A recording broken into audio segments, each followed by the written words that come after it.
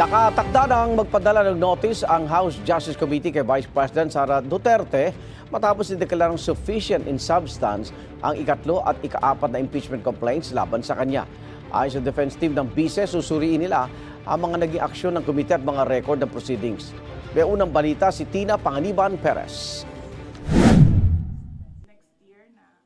Culpable violation of the Constitution, betrayal of public trust, graft and corruption, bribery, at other high crimes. Ito ang mga isinusulong na grounds for impeachment sa ikatlo't ikaapat na reklamo laban kay Vice President Sara Duterte. Kaugnay ito sa umunoy maling paggamit ng confidential funds, pagkontrata sa isang patay umano sa Pangulo, First Lady at dating House Speaker, pagkamal umano ng unexplained wealth at hindi pagdedeklara nito sa kanyang SALN, at umunoy pagkilos para sa political destabilization, sedition at insurrection. Kasama sa mga basehan ng reklamo, ang affidavit ng nagpakilalang dating aide ng BISE na si Ramil Madriaga na umaming nag-deliver siya ng pera sa ilang individual sa utos daw ng BISE. They were instructed to turn over cash to intermediaries at the direction of respondent Sara Duterte supports direct liability. So dito po pumapasok yung participation ng respondent. Nakakulong ngayon si Madriaga dahil sa kasong kidnapping. Tanong ni House Deputy Minority Leader Representative Bong Suntay. So we are relying on an affidavit issued by an individual who is currently in prison. Now, sino ba si Madriaga?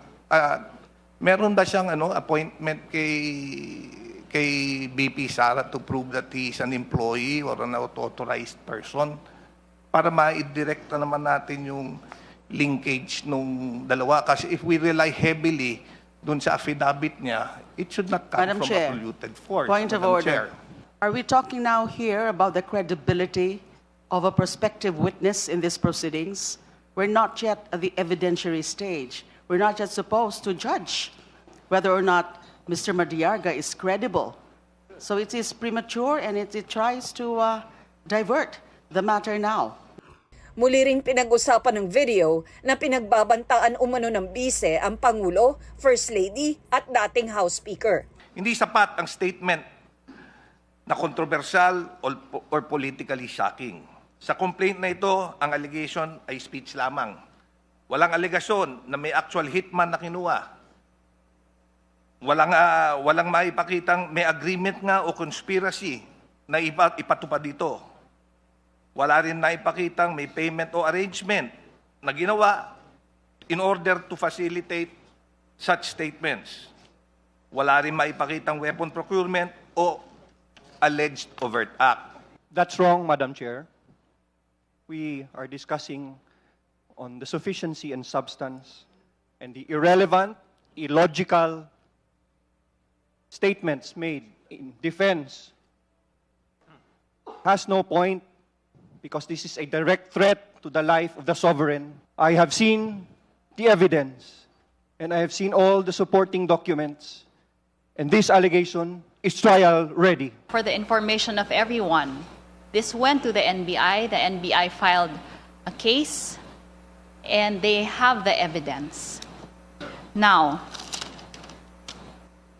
that threats were conditional, is inconsequential. The mere act, Madam Chair, that she said these words and that she contracted an assassin is impeachable in itself. Iprinisenta rin sa komite ang ilang SALN ng BISE para ipakitang may basehan ang alegasyong mayroon siyang di maipaliwanag na yaman. To have a starting point, Madam Chair, the original SALN 2008 is 18,493,617. It was filed December 31, 2008. So for 2024, released by the Office of the Ombudsman, net worth of the Vice President is, can you put it a bit further, please? 88,512,370.22. We leave it to the House Committee on Justice to make a determination on whether the comparison between the original SALN at 2008 and the current SALN at 2024 constitutes unexplained wealth. Is that particular SALN, has that been authenticated by the Ombudsman? Do you have a copy of authentication of the Ombudsman? Honorable Ridon? I don't think that is required. It is public record. Public documents follow the self-authentication rule. They do not need further authentication. Matapos ang deliberasyon, sinimulan na ng komite ang botohan. Sufficient in substance. So ruled.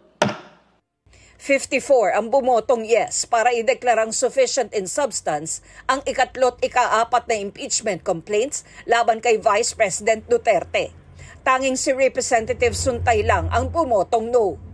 Kasunod nito, magpapadala ng notice ang komite sa kampo ng Vice Presidente para maghain ng sagot sa loob ng 10 calendar days. Pagkatapos, may 3 calendar days ang mga complainant para maghain ng kanilang sagot. Sunod naman, may 3 calendar days ang bise para maghain ng rejoinder. So it will be up to the respondent on how he is going to respond to all the allegations therein. Either he files 2 separate answers or he files 1 answer indicating the responses to the 3rd impeachment complaint and indicating the responses as well to the 4th impeachment complaint.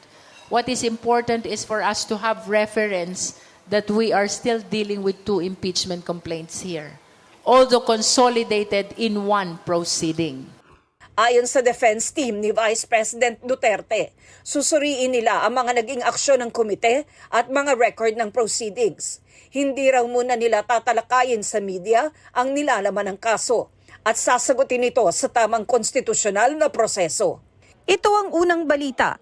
Tina Panganiban Perez para sa GMA Integrated News.